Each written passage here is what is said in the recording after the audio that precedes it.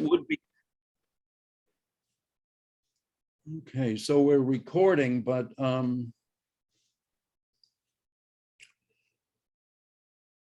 we don't have the speaker yet. There seems to be some confusion about the start time.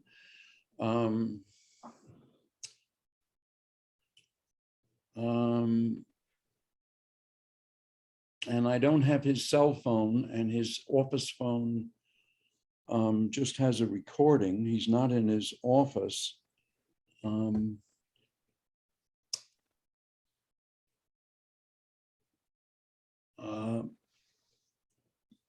What we could all do is, I guess, most of us at least, I would think, since this is a Zoom remote colloquium, a virtual colloquium, most of us presumably are at home or in our offices, so we can work or do whatever we would do normally and just leave Zoom running, let Zoom run, and wait a few minutes. whenever the speaker shows up, those of us who are still interested can listen, and then we can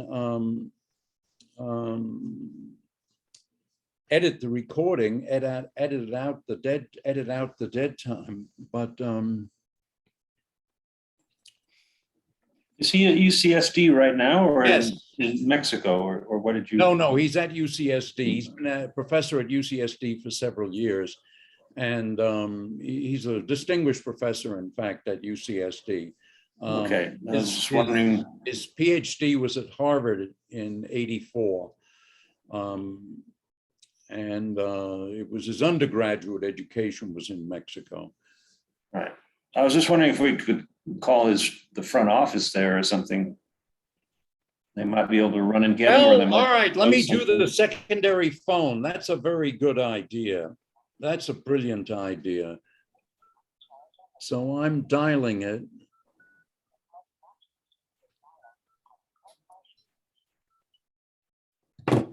So I'm dialing what is the chair's office at the. Yeah, I just called the chair. That didn't help.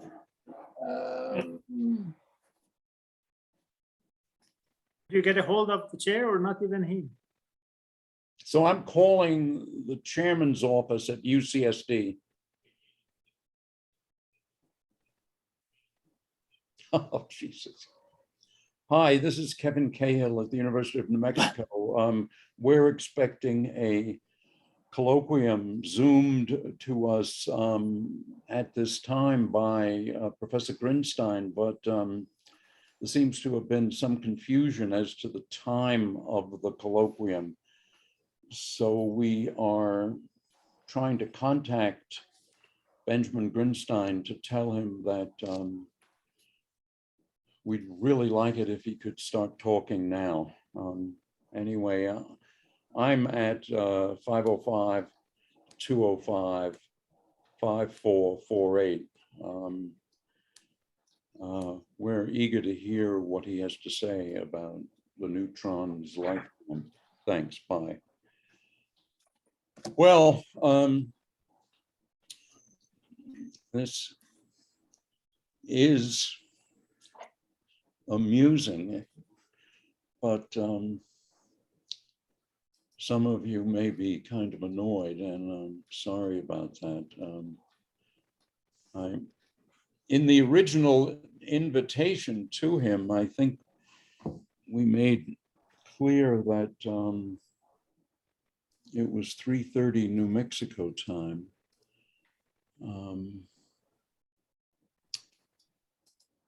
Well, start telling you about my dissertation that was published in 1960. That's related, possibly. And so did you find some anomaly, Howard, in the decay rate of the lambda?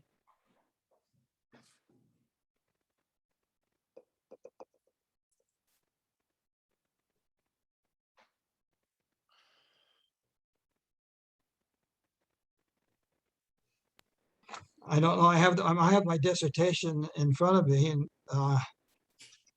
but I don't know quite what to say. It was published in 1960. And and I haven't thought about it for years. But when I read the abstract, I thought, gee, this somehow is related to what we were doing. Trying to find the decay modes of the lambda hyperon. Maybe nobody knows about the lambda hyperon anymore. Well, I certainly remember it myself, and I imagine, I would hope most physics students in high energy physics know what the hyperon is, but it's, oh, here, wait a second. All right, he will be on in a minute. He just got, he just sent me an email, so we're expecting him momentarily. Hi, Kevin. Sorry about this. I didn't appreciate we have a different time zone, and I just saw your email. I think all right, I think I've already introduced you as Okay. a distinguished professor who's worked on elementary particles, and in particular the weak interactions, a PhD from Harvard, undergraduate degree in Mexico, and he's been particularly interested lately in one of the very few clues to physics beyond the standard model. So take it away. Thank you. So I guess, well, thank you for the invitation. I need to be able to share my screen. Hold on.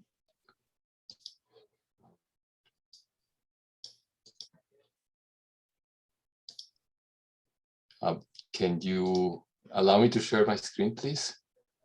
I'm not in control. Kevin, as a host, you should be able to, let's see. Okay, I don't know how to do anything. I thought Ed was controlling the screens. Host, disable participant screen sharing. Host needs to enable participant screen sharing. Just add him as co-host. How do I add him as co-host? I don't see anything on my screen that lets me do anything. I think I'm just an ordinary person. So Looks like an admin to do I it. can see Richard Rand, Wayu Duan, and Dinesh Loom are co-hosts. And the host is the physics department, so any one of them can. Richard, maybe you can do it. I think we need to ask Ed to do it. He is the host. Anyone in the department? Can do what? Ask Ed to make Ben a co-host. Ask whom? Ed in the Ed office. in the front office, but if Richard is there, So we have to phone him up or something, or send him an email? I can't do it anymore. I used to be able to do it. So I'm a co-host and I'm not able to. This is Dinesh. It's Ed Davis, right? Yes.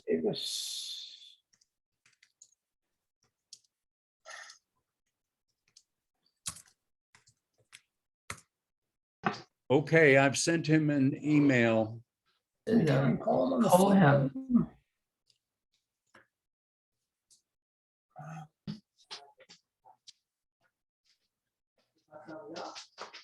I'm a little nervous. All right.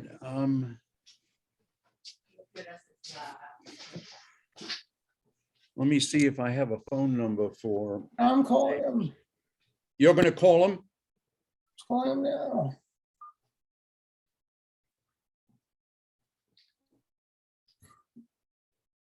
I don't have Ed Davis's phone number. Ben, are you, can you hear me? Yes. Why Ed, don't you, so why don't we you, can't have the speaker can't.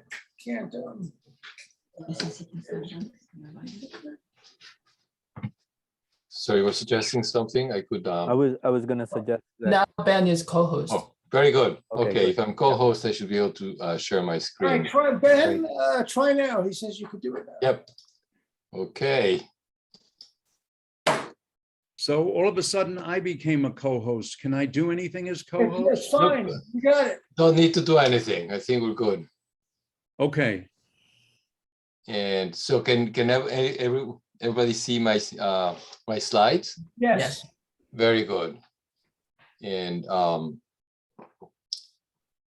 there's a little sign that says I'm screen sharing, and I hope you don't see it because it's gonna get in the way of the slides, but let's just go ahead. So anyway, thank you very much for the invitation.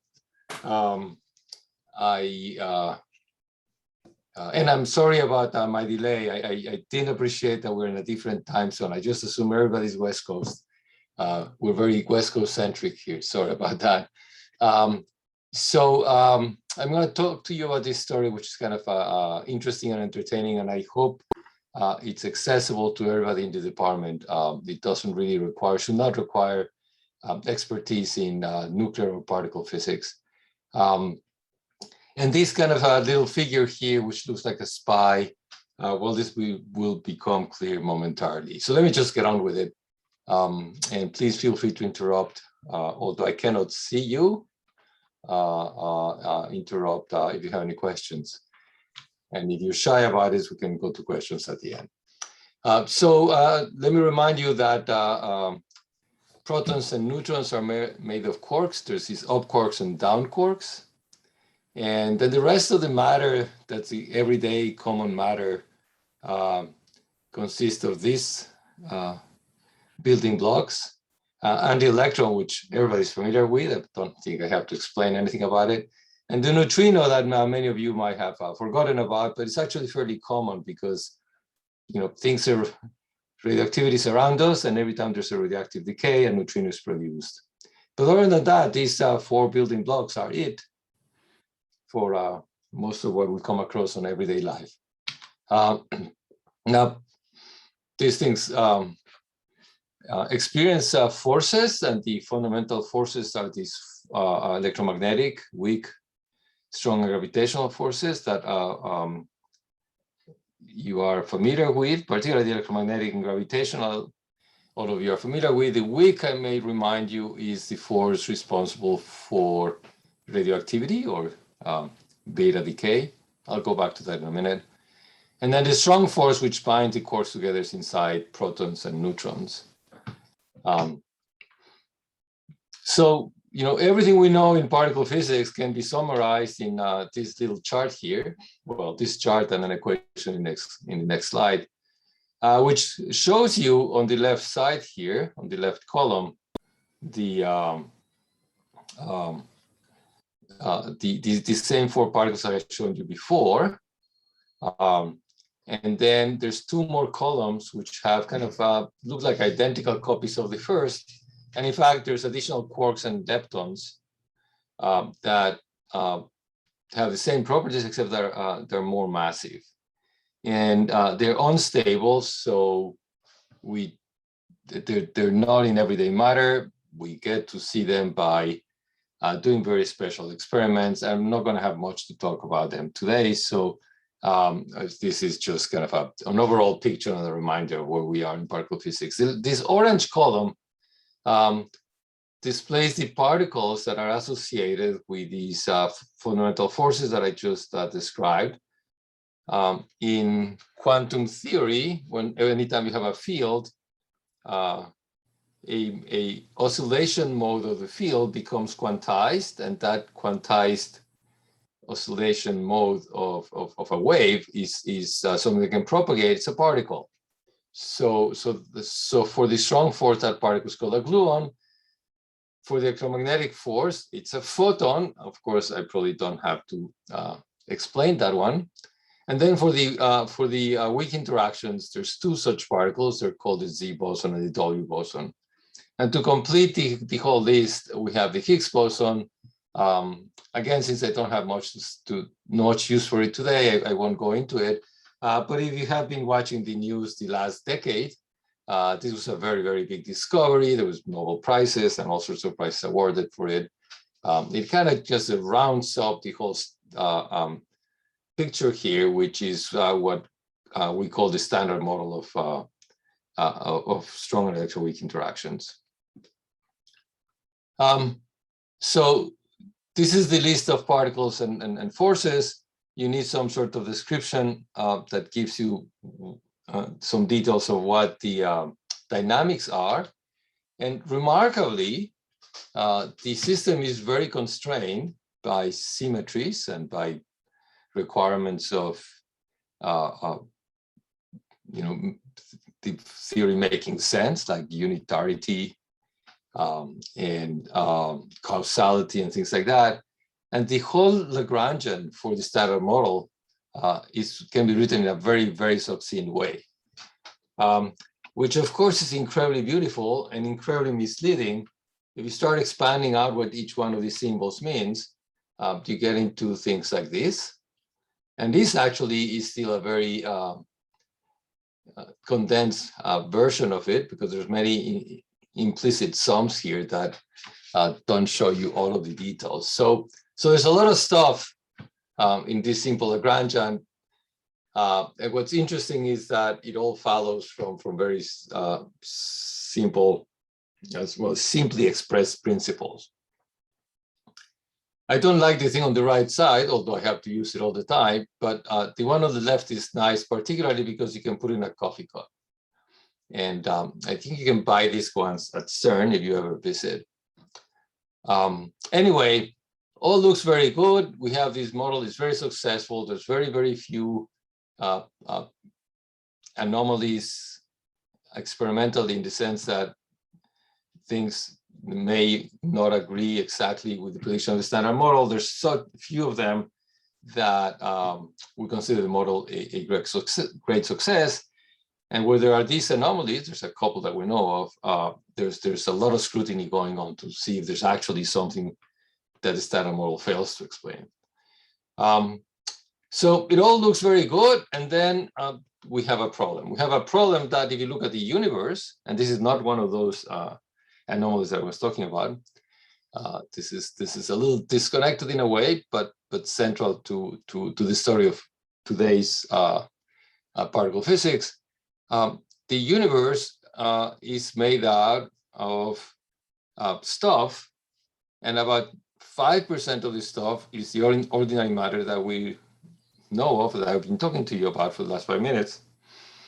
The rest of the stuff we don't really understand. About 25% of the universe is made out of another type of matter, and that's called the dark matter. And the rest is called is made of something called dark energy. It doesn't actually gravitate the same way as the matter, so that's why we know it's different, but we don't know what it is either. So the dark matter was discovered a long time ago. It was inferred by, among other things, looking at rotational curves of galaxies, and later on by things like motions in clusters of galaxies. And the evidence for dark matter has just been accumulating in more and more types of observations, including CMB observations. That's cosmic microwave background radiation measurements. And this is not a place to go into those measurements, but we are pretty, the evidence is overwhelming that the universe has this much dark matter, and every way that we have measured it has to do with its gravitational effect, which is very indirect. So we don't really know anything about what this dark matter actually is. And this analogy that was drafted by Baryon, my collaborator, who was a postdoc then, but now became faculty in Florida, is that it's like getting a car and all you get to see is the chassis.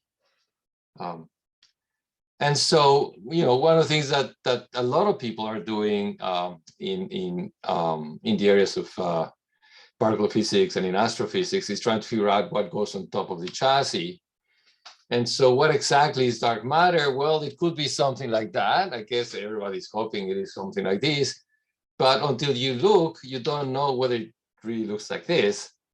And so one of the things that actually made this work catch a lot of attention in the popular press, which caught me by surprise because I never had attention, and it's exhausting to talk to people from the press, is that there's a chance that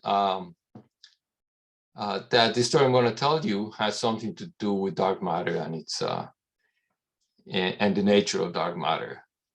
I'm not going to be able to talk much about that, but I'll mention it once again as we go through the talk. So let me get into this story here. So again, remind you that the atomic nucleus is made of protons and neutrons, and the neutron I already showed you has 2 down quarks and an up quark. Everything is made out of it, and the lifetime of the neutron, and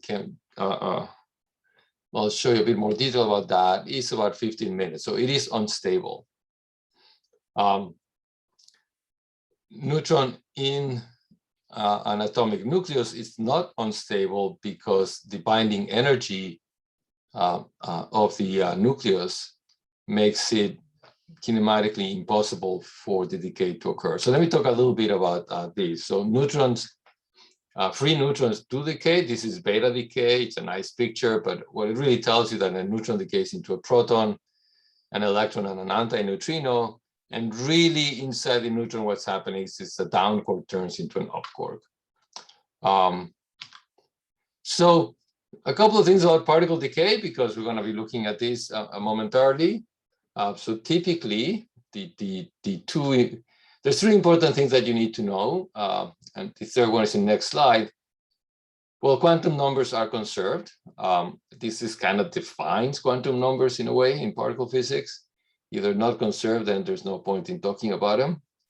And number 2, so that means that the quantum number of the initial state, the particle that's going to decay, is equal to the quantum number of the final state, which is the collection of the quantum number of the collection of particles in the final state.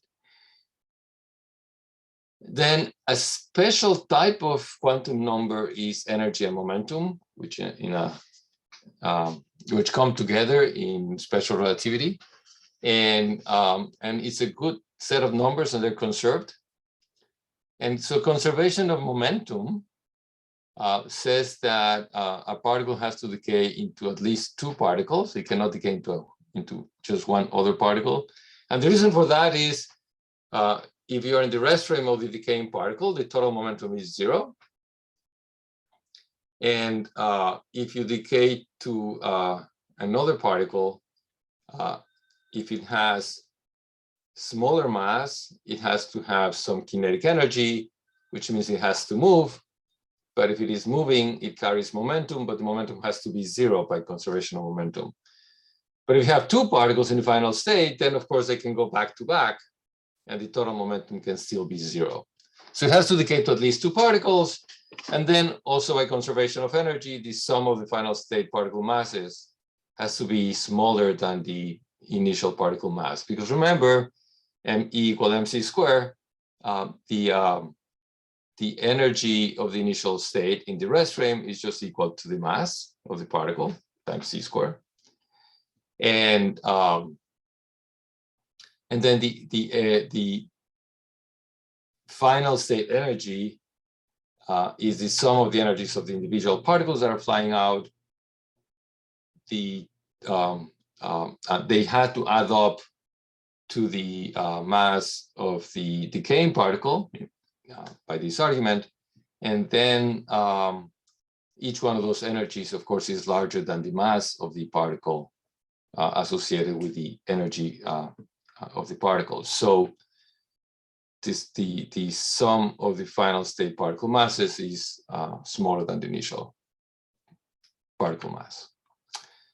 The other bit of information is something that you learned in kindergarten, but I'm going to remind you nevertheless. The rate of decay of of a nucleus or a particle in general is proportional to, so if you have a number n of particles and you have saying how are they going to decay away over time, the decay rate is proportional to the number of particles. And lambda here can be interpreted, if you want, as the probability per unit time that a particle decays.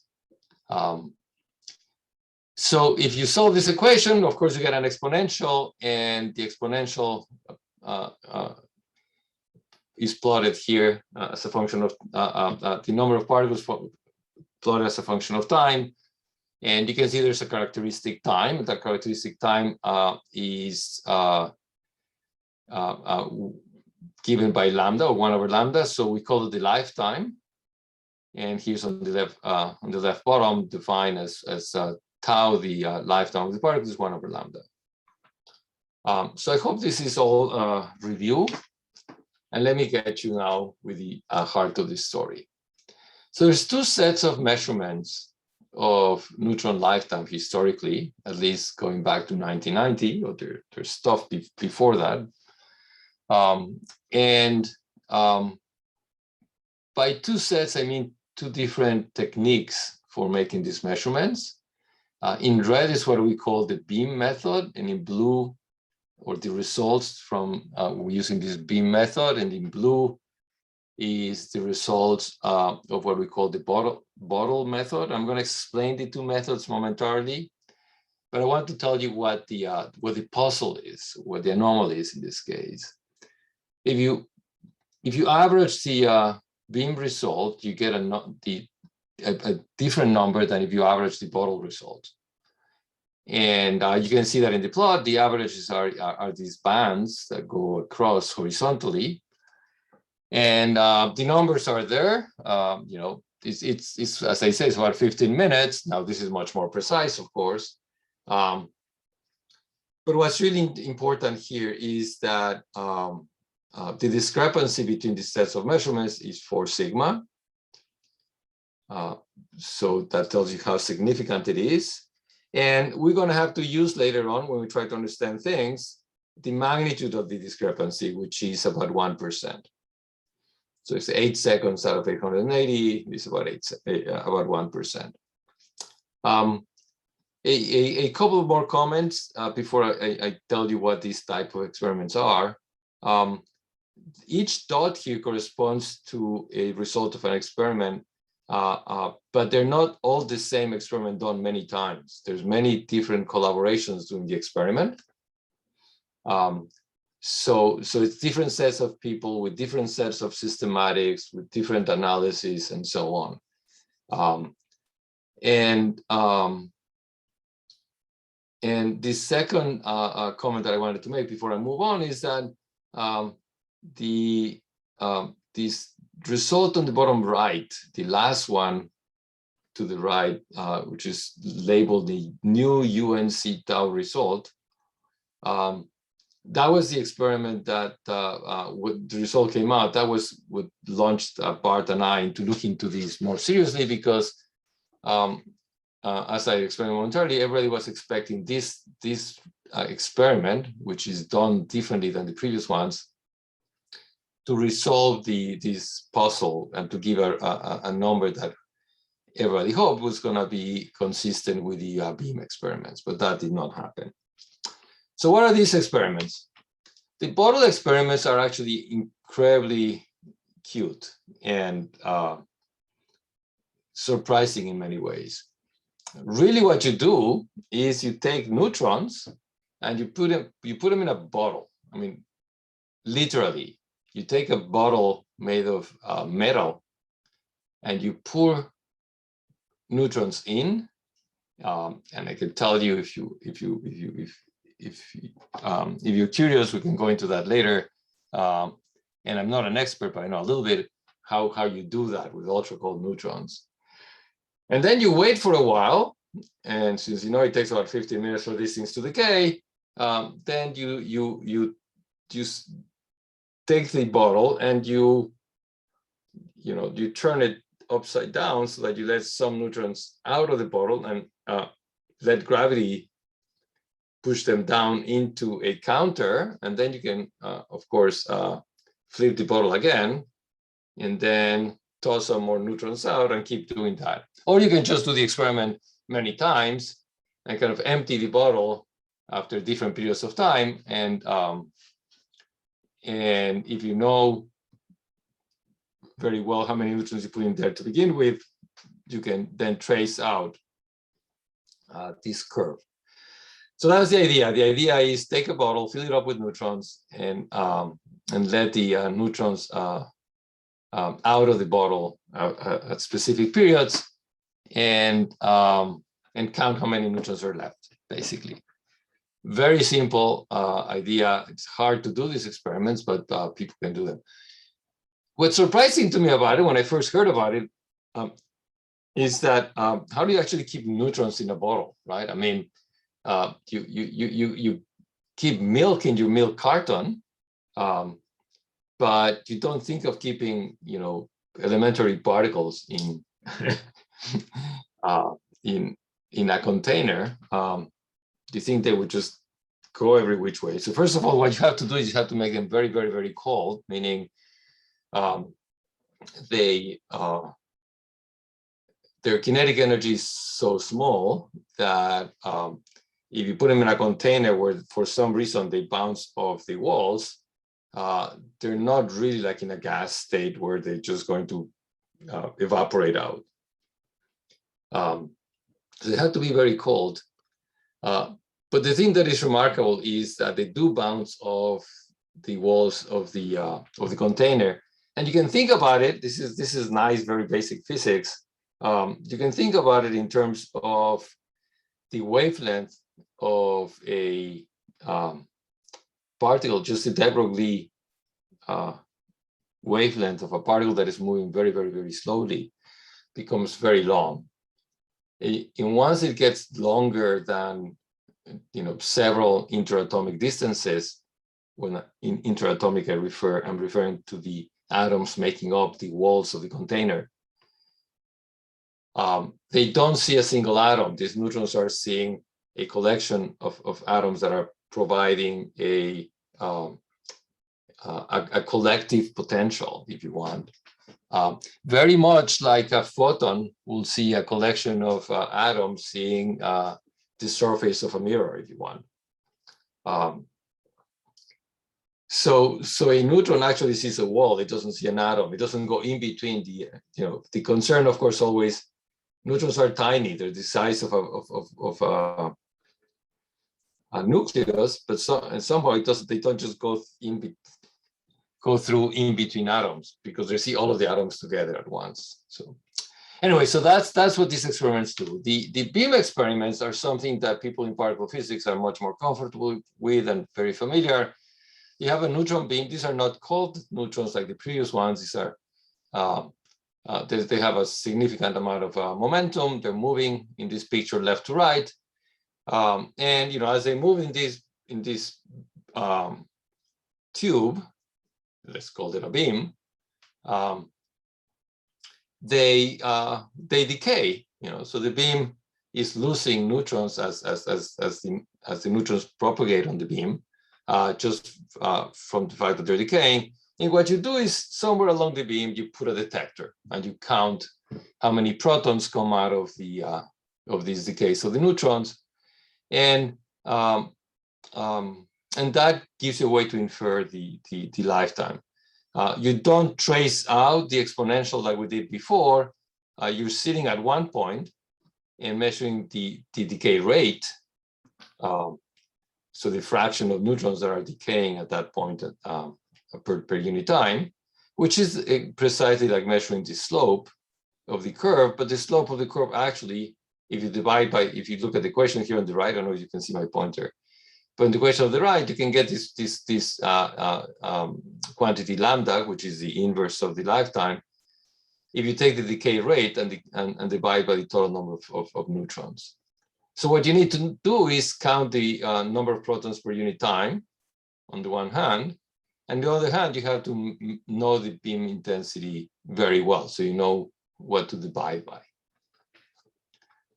So those are the two measurements, the two styles of measurements. I already told you that we have a problem because we expect these two to be the same numbers. These numbers are intrinsic properties of the neutron, so they cannot be different if you measure them in different experiments, and yet we see this discrepancy. So our idea was, when we saw this, well, since people have been trying to find systematic experimental reasons for the discrepancy, for years and years they cannot find one. And then this last experiment, by the way, that I was referring to, this Unc Tau experiment, the big difference with that one was that one of the systematics that people were concerned about with the bottle experiment is that maybe they know that some fraction of the neutrons actually do get sucked into the walls, and you have to correct for that. And maybe that correction, everybody has been doing it incorrectly, and we don't really know how to do it. And what they did is they actually managed to make a magnetic bottle where the neutrons actually don't ever touch the walls. And it gave a result, as you saw, that was even more dramatic in disagreement with the beam experiments. So that was the end of that puzzle, and I mean, of that hypothesis that it was the absorption of the walls, and now the puzzle became very real. So we decided, okay, let's try to see if we can explain this with new physics. Maybe there's some modification to the fundamental laws of physics that can explain the difference between these results. And at the very least, by doing this exercise, even if you're convinced that this is going to be just an experimental problem, we have actually managed to get people to do other experiments that they hadn't thought to do. And maybe if it is an experimental issue, this kind of effort will lead us into understanding what's happening. But there's, of course, a chance that it is new physics, and that would be, of course, very, very exciting. So how do you explain this with new physics? How can you have two different lifetimes? Well, if you look carefully at what these experiments are measuring, the beam experiment is measuring protons, not neutrons. And so here's on the equation here shows you what I just said in words before, that to get the lifetime in the beam experiment, you take the number of protons per unit time that you're measuring and divide by the number of neutrons that are going in the beam. And of course, you take the inverse of that. That's why this is upside down in a way. So that's what we're computing from those measurements. But in fact, the number of protons that you see per unit time is not necessarily the same as the number of neutrons that are decaying per unit time. It's the fraction of neutrons that decay that produce a proton per unit time, right? So this fraction that says that the neutron is going to a proton plus anything is always assumed to be 100%, which is why we didn't have to worry about this subtlety. But now that we're analyzing this carefully and looking for ways out of this conundrum, we put this back in. That was, by the way, I think our major contribution. But notice that this factor in blue is the actual lifetime. And so you can write down that the lifetime measured by the beam is the actual lifetime, which is what the bottle would have measured, divided by the branching fraction for the neutron to become a proton. So the fraction of times that the neutron produces a proton to decay. And at the very least, the first thing that you see is that since that branching fraction is never larger than 100%, the lifetime measured by the beam has to be greater or equal than that measured by the bottle experiment. So that's the right direction. And so we wrote this paper that says, well, let that branching fraction be 99%. And that 1% difference is the 1% I mentioned before between in the discrepancy between the lifetimes. That explains the discrepancy. Of course, what is the other 1%? Well, it's the neutron decaying to something which does not have a proton. So they can think of several possibilities, just list them. It could go into other standard model particles other than the proton somehow. That doesn't work. I'll mention later why. But the other possibility is then that it produces some new kind of particle, a dark particle, otherwise we would know about it. By dark, I mean it doesn't have electromagnetic interactions.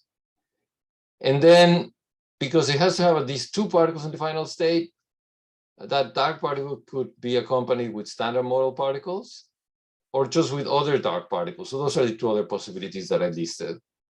And I'll go back to that. But before you go very far, you notice that the partial lifetime for the decay into this dark stuff is 1 day. Just take 15 minutes, divide by 1%, and you get a day.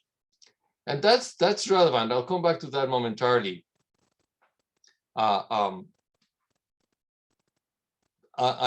Before I go back to that, I wanted to make sure that you understand that one of the virtues of putting this proposal out is that you can test it, and there's many different tests you can make. But the most obvious is that you can take the beam experiment or the bottle experiment and do what the other type of experiment does. So do everything in one place. So for example, for the beam experiment, you can imagine making the measurement along the beam several places, or a much longer type of detector if you want, and then measure the lifetime by the exponential decay of the number of protons along the experimental axis. So that's one thing that people are actually thinking about doing, which is very nice.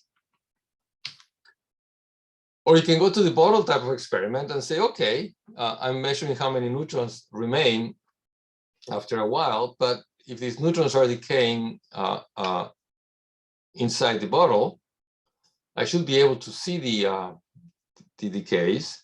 So you can put a proton detector inside the bottle and see that the amount of neutrons by which the count has decreased corresponds to the number of protons that you created or not. So these things also are being considered for experiments, and both have challenges. But as I said, you can start trying to figure out what's happening by doing new experiments. So, okay, let's look at our proposal in a bit more detail. You have a partial lifetime of 1 day. The first thing a particle physicist does is open the particle data book and find out what you know. So there's a proton mean lifetime, which actually has as first entry a neutron partial lifetime, and it says the partial lifetime for the neutron to go into invisible stuff has to be more than 10 to 29 years, 10 to 30 years, which is significantly more than 1 day. So that seems like a big problem. And if you want to go look at more detail as to where this comes from, you find out that the experiments done and this impressive number comes from an experiment called Kamiokande, which is a humongous water Cherenkov detector that was put together to investigate precisely this, proton decay. And so really what they're looking for is the following thing. I have it here in the bottom. Of course, water, it's a water Cherenkov detector. So it's a huge amount of water. When you have a charged particle going through the medium, it produces Cherenkov light, and then you have light detectors.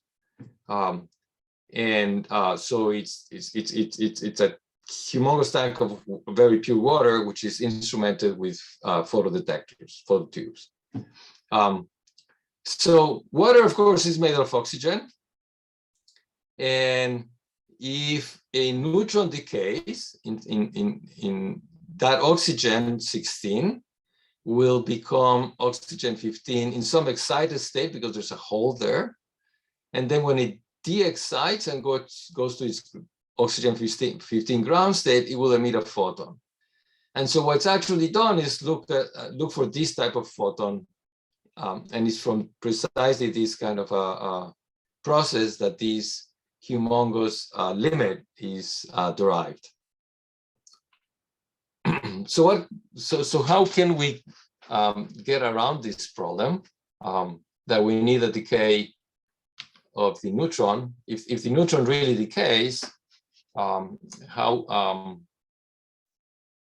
into a dark particle, how can we avoid this constraint?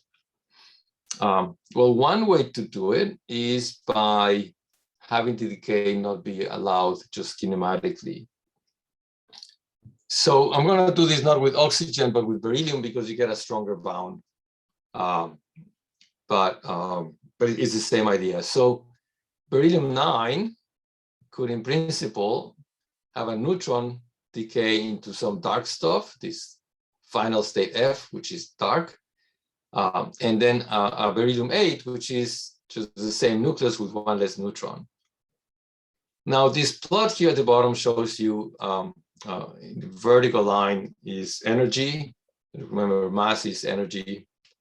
So, so the beryllium-9 mass is in red on the left, and on the right, I show a band in brown color, brown shading, which is the energy of the final state for which a decay would be allowed. Then anything above that would have higher energy than the initial state, and then the decay would not be allowed. If the mass of the final state were, above that red dotted line. So to understand how to figure out what the mass of the final state ought to be in order to disallow the decay, it's useful to know that if you take a neutron out of beryllium-9, you end up with beryllium-8 plus a neutron, which is indicating this blue line across. The mass of beryllium-8 plus the mass of the neutron is indicated by that. But I put them actually above beryllium-9 by an amount that I of 1.664 MeV. This is called the neutron separation energy of beryllium-9, and it's actually something that is very well measured, and it's actually precisely this distance. That's why I put it up there, because it's known and it's very well measured.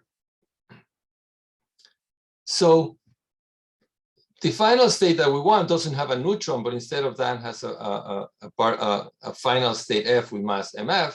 So you replace the neutron by MF, this blue line can move down to say where the black line is, which corresponds to the mass of beryllium-8 plus this final state mass. And what we want to do is we want to say, no, that black line should be actually above the red dotted line. So you can see how you can put a bound now very straightforwardly, that sum of two masses has to be smaller than the beryllium-9 mass, and therefore it's just the statement that this mass of the final state should be bigger than the neutron mass minus the separation energy. Anyway, that was a mouthful, but you hopefully understand the idea. That gives you this constraint that the mass of the final state has to be above 937.9 MeV. And then the upper bound is just the statement that if I want the neutron to decay into the final state, this final state has to be able to, when it's free, a free neutron, the free neutron mass has to be larger than the final state mass, MF. So this, the mass of this final state, dark particle or particles, is constrained to be in a very narrow region, which is very nice because it gives an idea of how to search for it. So provided, the bottom line is provided the mass in that region, all stable nuclei are stable. This is the most stringent constraint comes from beryllium. It turns out, some people pointed out later, that if instead of having beryllium-9 decay into beryllium-8, you have it decay into 2 helium nuclei, the constraint you get is a little bit better. There's this 92 instead of, let me flip back and forth, oops.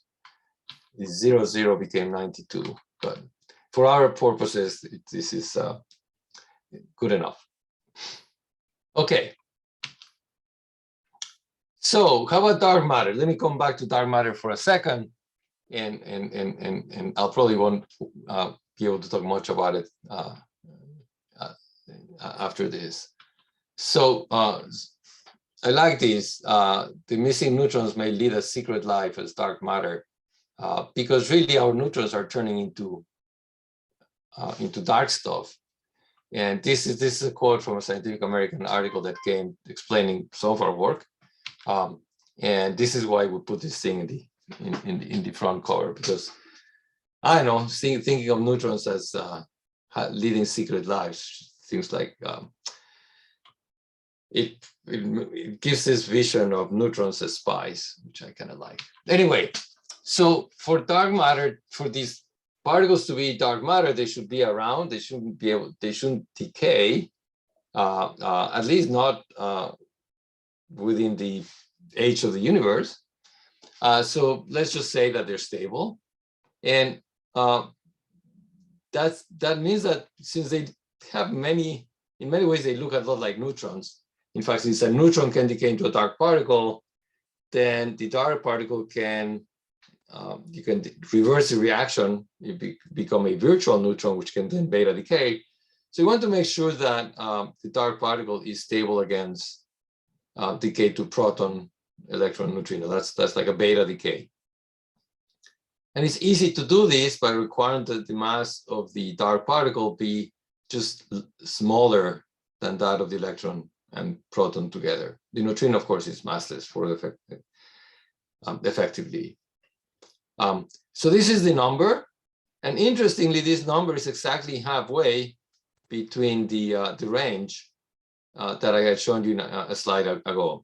So that range had as the bottom and these 93.7.993, and at the top end it was the mass of the neutron, which is 939 something. So the bottom half of that range, very much, corresponds to masses where the dark particle would be stable. Okay. So that's a real possibility, and there's models that you can actually construct where you get the correct abundance of dark matter of this type in the universe. But again, I can't get into that story right now because in itself is so extensive. So we have this very general picture. The question now is, can you actually give me a specific model of this? Can you actually produce a complete mathematical model that gives me this specific decay, predicts rates, and so on? And one of the important considerations, of course, is that once you have a model, then you might have other ways of testing it and testing the hypothesis beyond the very basic idea. So the answer, of course, is that my computer is stuck. I don't know why. Okay. That yes, we can produce models, and I'll talk a little bit about them. I'll talk about two scenarios. One in which, remember I said you could have a dark particle and a standard model particle in the final state. So I'm going to have a photon as this standard model particle. And in scenario two, I'm going to consider just the final state having two dark particles. And there's other scenarios that I'm not going to talk about like having, for example, electron-positron pair in the final state. Okay, so this case one of having a dark particle and a photon in the final state. The idea is that, well, here's the diagram. A neutron becomes a dark particle by emission of a photon. These parameters I'm giving you here because I'm going to show you some data momentarily. Remember, this is the range of masses, but the lower half of this range, well, that range of masses corresponds in a two-body decay to these energies of the photons that are emitted. The smaller the mass of the dark particle, the higher the energy of the photons. So this lower end of mass corresponds to 1.664 MeV, which is the separation energy of the neutron, if you remember, from beryllium. And the lower half of that dark mass range of masses corresponds to where it could be a dark matter case. And of course, that corresponds to the upper half of the photon energy range. So keep that in mind because I'm going to show you some data in a couple of slides. So to get a model that does this, you have to remember that neutrons do couple to photons. There's a magnetic moment coupling. And if we insert an interaction to a new dark particle, which mixes the neutron with the dark particle, it's just a mass mixing, basically. Then you put these two diagrams together. It's a little simplistic, but actually it works. You can get a transition from a neutron to a photon plus a dark particle. In fact, you can do this very tiny mass mixing, and if you go to mass eigenstates, when you diagonalize the mass matrix, this magnetic moment term gives you a transition magnetic moment that I have here at the bottom of the screen, and that's easier to understand if you want. If you want equations, it looks like this. This is the mass mixing, is this epsilon parameter. This is n bar chi, that's a mass term. And when you go to the mass eigenstates, then you get a standard diagonal Lagrangian, but then you get this transition term here with the dark particle, a neutron, and the photon.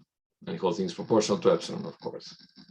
Okay, so you can use that Lagrangian and compute stuff, and you can insist that you get 1% branching fraction to explain the lifetime puzzle. And here's some typical numbers that you get. This 1% corresponds to, remember this ratio of this x here is this ratio of masses of the chi to n, which is very close to 1. And this epsilon parameter, which tells you how much these things mix, is really tiny. So of the order of 10 to minus 13 in order to give the correct experimental result. So this epsilon being very tiny actually means that there's a huge mass scale for the new physics. It's very, very short distance interaction, which is why it has escaped other type of direct detection.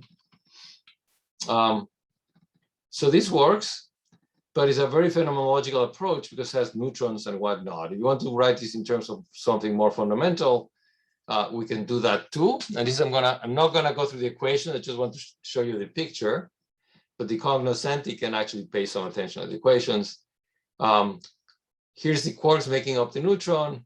The photon that will come out can come out of any of these charged particles. I don't have to worry about it.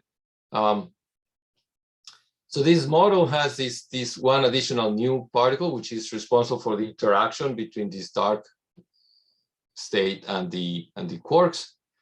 And this is a particle that is often found in the literature in particle physics called a diquark because it's a scalar particle, meaning it has spin 0 and couples to two quarks. That's why it's called a diquark. So it has the same quantum number as a pair of quarks, which in this case corresponds to the quantum number of the anti-d quark. So you can actually also get to pair up with an anti-d quark to produce a completely neutral particle. So this is all you need. It's remarkably simple. And if this particle is very, very heavy, then that epsilon parameter that we had in the previous slide can be very tiny. So making that particle very heavy makes the interaction very short distance and has escape detection. So our estimate for the mass of that particle is 400 TeV, tera electron volts, which is a huge scale. It's 400,000 times the mass of the proton. Although if some of these, so there's some dimensional couplings here that come with the with these 5 particle couples to quarks. Oops. If those numbers are, those couplings are very small, then this mass could be decreased accordingly. So let me not bore you with this because I'm going to run out of time. But we can look at the LHC for signatures of these. This is done generically because people look for these diquarks anyway. And the bottom line is that we haven't found these diquarks, but the bound on the mass is about around 1 TeV. And you know, so between 1 and 400 TeV, there's still a lot of room left. But you know, there could be a chance that it's not 400 TeV, but as I said, 4, 5, or 10 TeV, depending on what those parameters are. So keep looking. So one thing you can do is then say, can I look for the photon in the decay of the neutron? And you know, as soon as our paper come out, we got a phone call from Los Alamos saying, we want to measure this. We're going to take one of our bottle experiments, which was actually not functioning anymore, but they recommissioned it within a week. That was remarkable to us because in particle physics, everything takes, the scale of time is 20 years, not 1 week. And they put cold neutrons into it, but they also put together, they went down to the basement, dusted out some equipment, and put together a proton detector and stick that inside their bottle, a photon detector, sorry. And so this is the result of the experiment. They were only sensitive to energies in this range, which is actually almost identical to the range of energies that corresponds to the dark particle being a dark matter candidate. So, you know, guaranteeing stability of that particle. And they put they excluded that decay at the 2 sigma level, 2.2 sigma. You can also, by the way, look for electron-positron pairs. It's not much more difficult. We don't have a very good theory of that for that anyway, but you can put a much stronger exclusion for that case. So the experiments are there, they're ongoing. It would be nice to have a stronger than 2.2 sigma exclusion. It would be nice to extend it to lower energies. But as soon as you start asking for things like that, you start asking for much more work, and that's where we are. Let me just show you very briefly that we can also do models where the decays are into just completely dark particles. This looks actually very much like the previous model, except that the dark particle we created can be a virtual particle, say massive, which then decays into 2 other dark particles. So we've investigated these 2. It's harder to try to get to it directly experimentally, but it's a real possibility.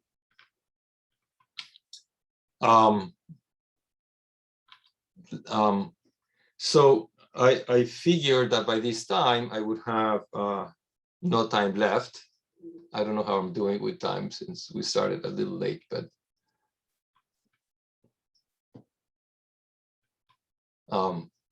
let me so there's a lot of other things that Take more time if you want. Okay, let me take a couple of minutes to describe these. I said I really wanted to talk about this one other topic, and I'll leave the other ones for another time or questions. I have some backup slides if anybody has questions.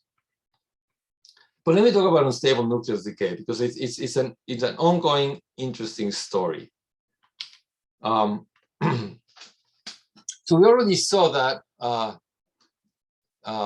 that the nucleus that we needed to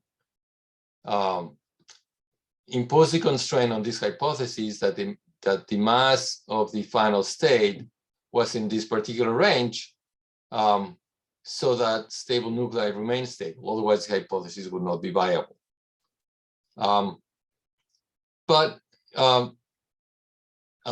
This number here was the separation energy that we talked about. There's nuclei. We took beryllium because it had the smallest separation energy, making this interval most restrictive. But there's other nuclei that have even smaller separation energies. It's just that they are unstable. And of course, we don't have to worry about instability, making unstable and unstable nuclei. But we can ask then, can we find decays of those unstable nuclei into dark particles? So instead of just having the neutron decay to dark particles and none of the nuclei, we actually can look at the unstable nuclei having some fraction of their time decay in these dark channels. So so you can see what the kinematics is. I can take you through the algebra very quickly. This final state on the right-hand side has a mass m for the nucleus and mf for the dark state. On the left-hand side, the mass is the original, this nucleus we have on the right, add a neutron and subtract the separation energy. That's kind of by definition of separation energy. And we want to allow this thing because we want to see if we can find a decay into dark stuff. So there's the inequality. And then from that, you get the bottom line, which has that the final state should have an energy below the neutron take away the separation energy. So now there's a window there in which stable nuclei continue to be stable, whereas unstable nuclei can in fact decay in a dark way. And so when we realized this, Bart and I said, okay, we're not nuclear physicists, but we can look at the tables of these numbers, separation energies. And we found that lithium, 11 lithium, has a fairly small number, 0.396. So you could in fact have lithium 11 go to lithium 10 plus a dark particle. And then lithium 10 actually is unstable. It produces a neutron and lithium 9. And we propose that maybe this could be looked at, but of course we don't know how difficult these things are. And soon after we did this, there was a paper that came out by Pfutzner and Riesiger that said, no, a better way to do this is to use beryllium 11. So beryllium 11 can decay to beryllium 10 plus this dark particle or dark particles. And there's a reason why, here's the separation energy, by the way, is 0.5, which is a little bigger than 0.4, but not that much. And what they found that was really interesting is that, let me skip this one. Well, yeah, let me explain this a little bit. So beryllium 11 does decay, it's unstable, and 3% of the time it goes to lithium 7. Here it's not interesting to us. Most of the time it just beta decays to boron.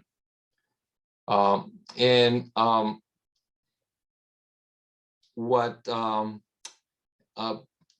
Riesiger and Pfutzner had looked at before was the possibility that there's something called beta delayed proton emission, which means that the beryllium 11 makes a beta decay into an excited state of boron. This is at the bottom of the screen. And then that excited state de-excites by emitting a proton. And they actually computed this and estimated it to be a branching fraction of so 1 decay in 10 to the 8 or 2 decays in 10 to the 8 are are of this type, expected to be of this type. And they compute this in beryllium-11 because it's something they call a halo nuclei, where you can do computations. So back in 2014, these same two gentlemen were leading a collaboration precisely trying to measure that beta delayed proton emission process, which is very rare. And they found a measurement for the process that gave them almost 10 to the -5. So that's actually 400 times larger than the prediction that I just showed you in the previous slide. And so when they saw our paper, they said, oh, wait a second. They only measure in the experiment the appearance of beryllium-10, and they assumed that it came together with a proton and an electron. But since they only see the beryllium-10, it could have been that it comes together with a dark particle. And the right side plot here on the bottom shows their calculation of the branching function as a function of the mass of this dark particle.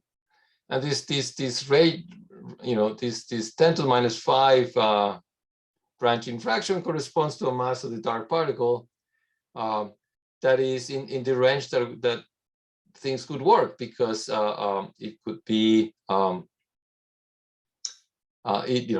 it doesn't make stable nuclei unstable, and in fact it's actually so heavy that it wouldn't be stable itself. So maybe it's not the dark matter. If it's a couple of particles, then it could still be the dark matter. So this was very exciting.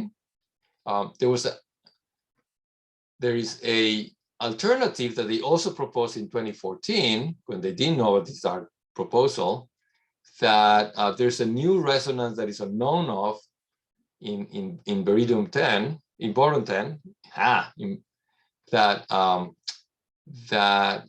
would be very, very narrow, that would allow that would allow amplification of the decay rate by a factor of 400, and that's that was a possibility, but of course nobody has found that resonance. So it's a puzzle. The resonance would lie there. Those are the resonances that are known, but it's not seen yet. So the question then becomes, are there protons in those experiments that looked at beryllium-11 decays? And you can actually try to go back and do the experiment and look for protons. And so this is a great idea. And then they actually did that. They went back and tried to look for protons. There's two sets of experiments, some at Triumph and some at CERN. And the one at CERN is the one in which these gentlemen that I just mentioned, Prutzner and Rieseger, are involved in, and the other one is a Triumph. Their measurement at Triumph was reported to give a result consistent with the, so they see the proton now, and they get something consistent with this 8 times 10 to the -6. And so maybe there's a new narrow resonance. There's some theories that say that it should be there. However, the Prutzner and Rieseger made experiments, published experiments already, where they show that this observation is more likely to be background from alpha particles. And they have not released a proton measurement because concerns over backgrounds from alpha particles. So that's pretty much where we are. We have this puzzle. We have experiments ongoing. We have other experiments that are planned. And I'll leave you with this quote from the Scientific American. which says that it would be truly amazing if the good old neutron turned out to be the particle enabling us to probe the dark matter sector of the universe. So thank you for the attention, and thank you for your patience when I showed up late and I took a little extra time at the end. Thank you. Thank you for an excellent lecture. Maybe people would have